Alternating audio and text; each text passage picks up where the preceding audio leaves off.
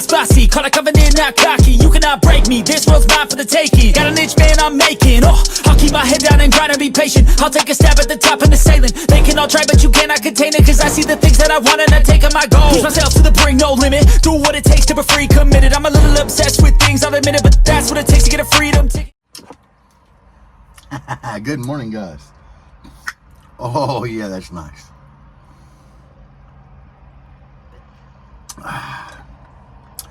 Man, I ain't had one of them all week. Your boy getting fat, so I had to get in the gym.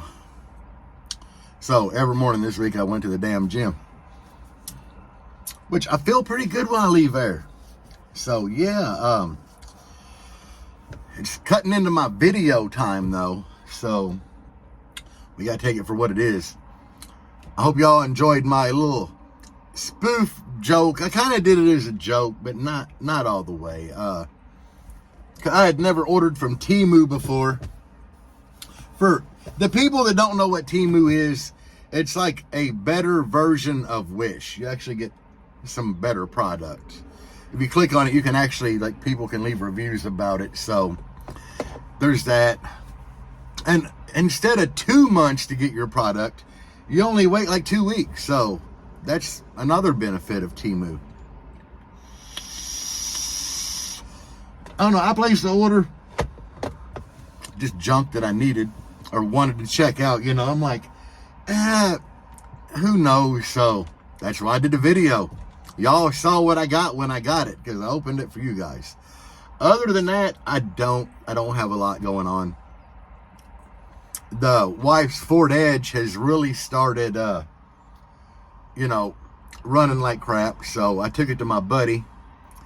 And he's got one of these, it looks like a huge tablet, but it's made by Snap-on. You know, it's like a $10,000 car scanner. You know, it's all wireless. He plugs the thing in the car, and then he can sit on the hood and, you know, figure out. But we got a dead cylinder on it. So, you know, he said the coil, there's something with the coil. So I ordered all new coil packs and plugs to put in that bad boy. So that's going to eat up tomorrow. And we got the cover for Deb's dash and the Blazer, so we're going to go ahead and get that prepped and painted to match the door pods and A-pillars and get it ready to put on.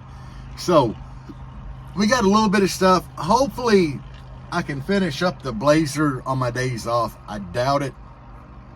One, I don't know how long it's going to take to do the spark plugs in the edge, which, you know, I mean, you got to pull the coils off to do spark plugs anyway, so.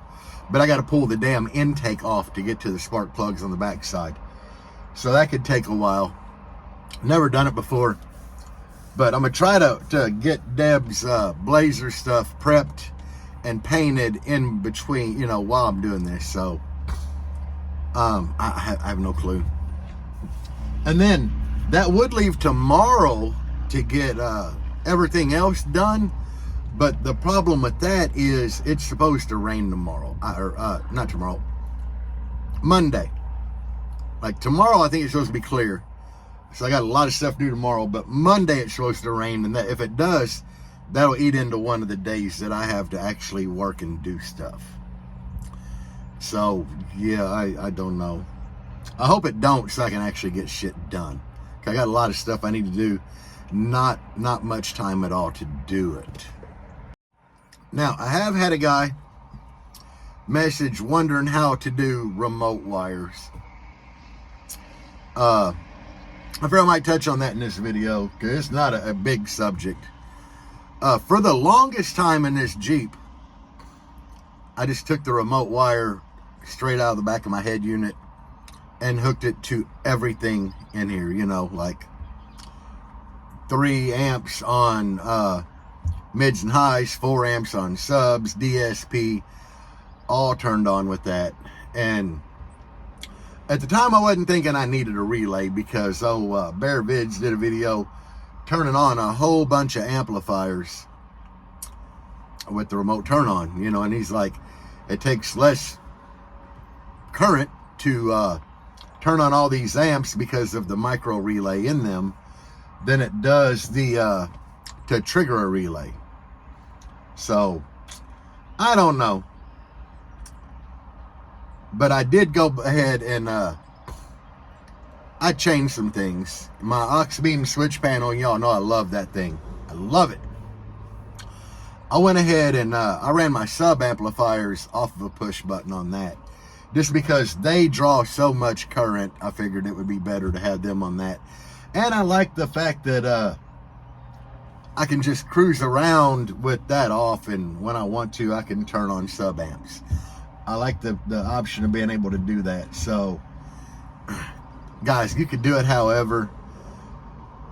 I'm still going to go back to the old school way of thinking, and that is, if you have like 4 amps or more, put a relay in the connection, you know. If you don't know how to wire a relay, Google has tons of images on how to wire a relay. And I would recommend all you guys learn how to wire a relay to where you can remember it. Relays do a lot, and they can help a whole lot. And after you get used to that, you know, learn about the 5th pin on a relay, if you have a 5-pin, which would be the one in the very center, and what it does and how it acts and everything else. You know, that is the backward side of a relay, basically, as to where, you know, a relay will trigger and turn something on. When you have that 5th pin activated, then you can have the relay to where it's always on, and when it sees power on, you know, on a relay, you have one side grounded here and one side over here that would get power to it. When it sees power, it creates a magnet and pulls the piece down to make a connection. Well, the 5th pin, if you use that pin, you can actually have it wired up if you use a certain terminal, which would normally be your power source in. When the relay sees power and goes down, it'll disconnect. So you can wire a 5-pin relay to where it's always on until it sees power, and then it turns off. You can do a whole lot with relays, and that is how you actually wire relays, to where when the relay don't see power, it actually is always on, and you would hook a ground wire to that center pin and make where your normal power would come in output instead of input.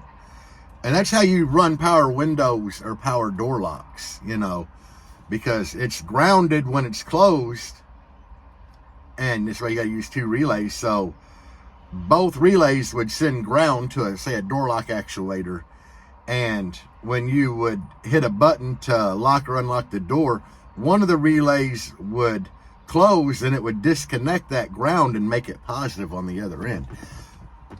Not trying to get all geeky, a lot of you guys know this, but a lot of the new bass heads, I really recommend relays for a lot of things. Basically anything in a car. It's better than wiring just through a toggle switch or whatever. So definitely, you know, learn how to use a relay. But I would recommend putting your remote turn on relay. But the thing is, when you do that on a relay, make sure you have like very clean grounds and everything. Even when you ground the relay, make sure that you got a super good clean ground, or you might go into where you're bringing noise into the system, that dreaded alternator whine. We all hate that. And you know, I fought that in here for a long time, and a lot of people are like, oh, run your RCAs away from your power cables. In here, it's not that simple. I have power wires going around both sides of the enclosure, and it shouldn't matter, guys. If you're not buying your RCAs at Walmart, you shouldn't have to worry about it. You know, any decent RCA cable is going to be triple shielded, and they triple shield them just for that reason, so they're not picking up interference from like CB radio, cell phones, or whatever, you know, being ran next to a power wire. And really, I could almost see it, but not really, because the whole chassis of a vehicle is grounded. It goes back to an old theory of mine. When your alternator's charging, it ain't just putting out amperage through the positive cable. You're putting out amperage through both of them, positive and ground. The alternator case is grounded to the chassis. Power wire, current's coming out both. So by that logic, yeah, you got a power wire over here, but the whole chassis is grounded. From my experience, what I did in here that really helped a lot is the ground on my head unit. I just used a little bit bigger OFC copper wire. I ran that bitch to the back to the battery.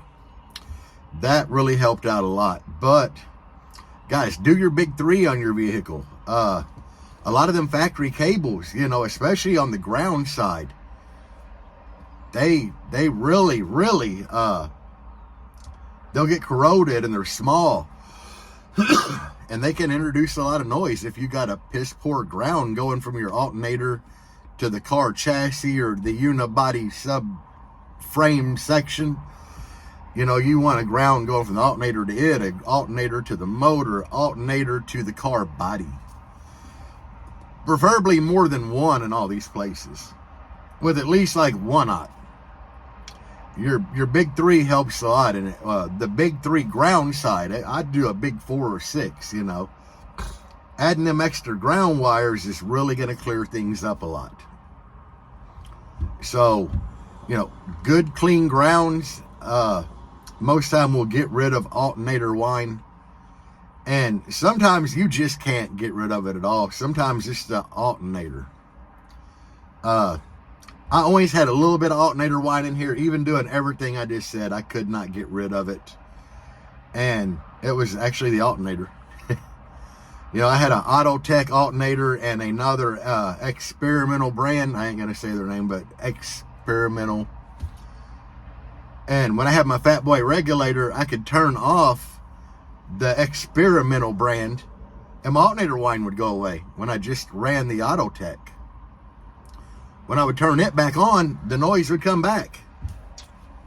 No brainer to figure out what it was, It was definitely that alternator. So some cheaper alternator brands, they have noise.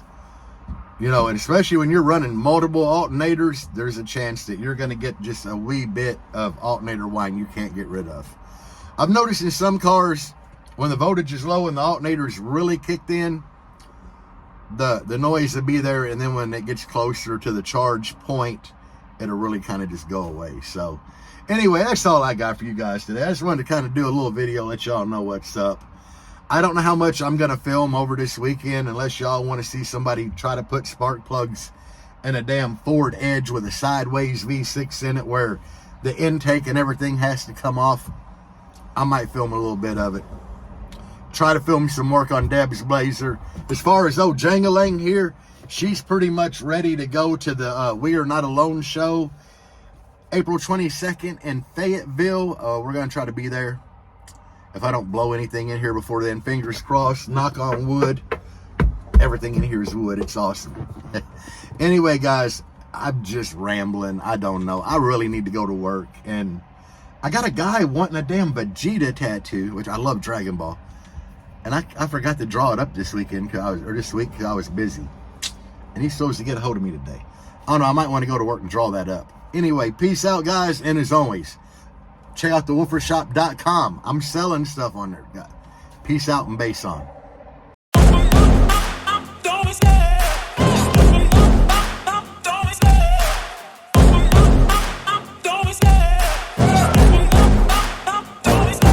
I love the chase and the